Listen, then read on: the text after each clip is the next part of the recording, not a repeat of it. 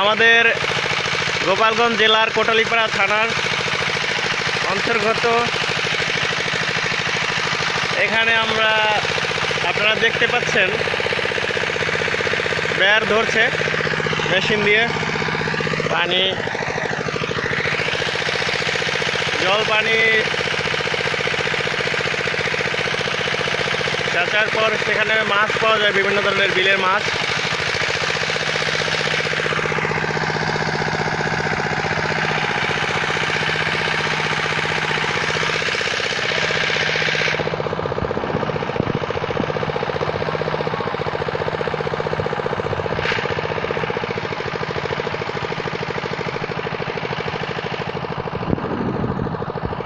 পাশেই হোগলা ক্ষেত, আর এটাকে আঞ্চলিক ভাষায় বেয়ার বলে।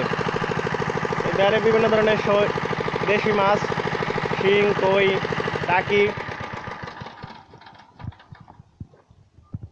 এগুলো পাওয়া যায়। প্রকাশ, কোনো মাছ পাইছিস? হ্যাঁ, টাকি।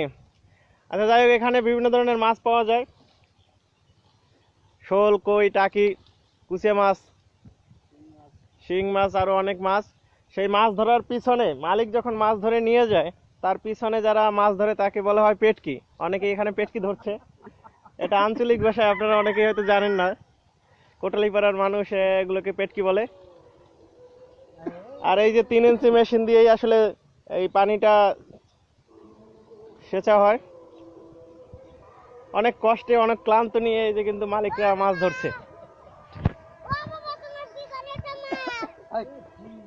ওই মাছ থাকলে কাজ হবে না, এটা পেটকির আন্ডারে চলবে না, ঠিক আছে? ওই মাছ মালিককে দিতে হবে।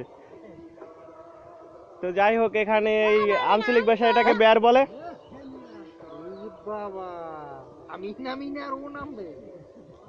আঞ্চলিক ভাষায় এটাকে বেয়ার বলে। সেই বেয়ার থেকে বিভিন্ন ধরনের মাছ পাওয়া যায়। সুবিধা হবে না, এখানে মনে হয় মালিক সব ধরে নিয়ে গেছে।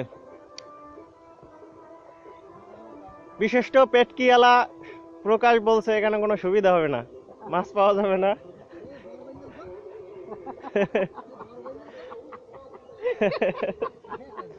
এখানে আর এক পেটকিওয়ালা আছে, আমাদের শ্রদ্ধেয় কাকা, উত্তম কাকা, ঠিক আছে? আর বাবাও পেটকি ধরতেছে, আগের বার অনেক মাছ ধরছে। তো যাই হোক, পিছনে কিন্তু আপনারা হোগলা ক্ষেত দেখতে পাচ্ছেন। এই হোগলা ক্ষেতের ভিতর বিভিন্ন সাপ থাকে, তারপর আবার পাখি থাকে, আবার কচ্ছপও পাওয়া যায়। প্রকাশ কচ্ছপ ধরার জন্য চেষ্টা করতেছে, পেটকিতে ভালো সুবিধা না করে কচ্ছপ ধরতে গেছে। তো দেখা যাক।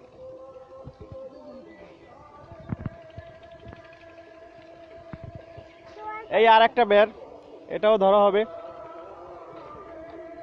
যাই হোক, ওই যে শোভাদিও পেটকি ধরতে আসতেছে,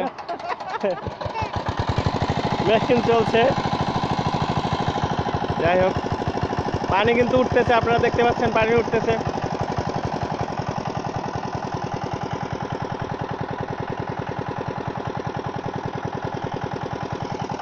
এভাবে মাছ ধরে আসলে কোটালীপাড়ায়, আপনারা দেখতে পাচ্ছেন। যাই হোক,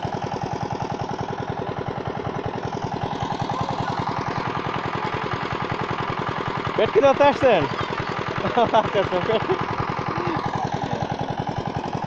যাই হোক, সঞ্জয় কাকা কিছু বলবেন পেটকি ধরা বিষয়ে, না ধরবেন? আচ্ছা, যাই হোক,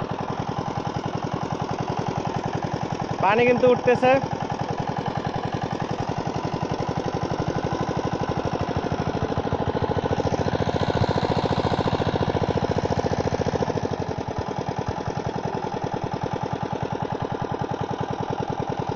যাই হোক, আপনারা একটা বিলের সংস্কৃতি, একটা কালচার, এটা দেখতে পাইলেন, কিভাবে মাছ ধরে, কিভাবে কি করে। তো সবাই ভালো থাকবেন।